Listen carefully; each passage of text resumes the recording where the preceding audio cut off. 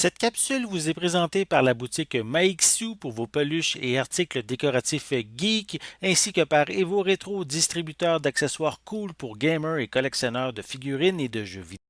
Bonjour, ici Justin pour Ciné Techno. Aujourd'hui, je vais vous parler du film Wrath of Man, réalisé par Guy Ritchie. Le film met en vedette Jason Statham, Holt McCallany, Josh Hartnett, Scott Eastwood et Andy Garcia. Distribué par VVS Film, le film est disponible en version numérique depuis le 25 mai 2021.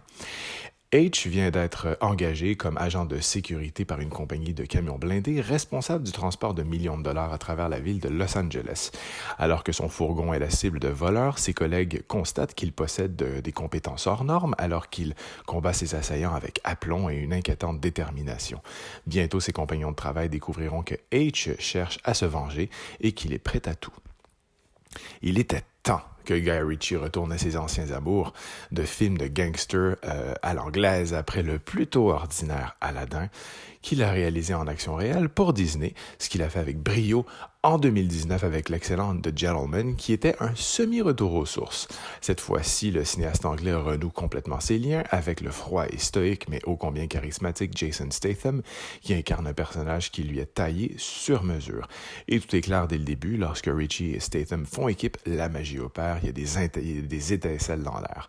En effet, le film est l'un des mieux réalisés de la filmographie de Ritchie depuis très très longtemps.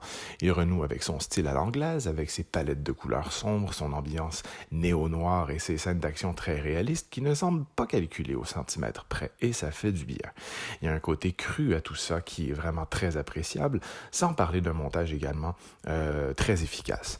Statham avec ses airs détachés nous rappelle un peu Ryan Gosling dans Drive, et aussi Clint Eastwood par moments dans ses spaghetti western, et même aujourd'hui dans les films qu'il joue.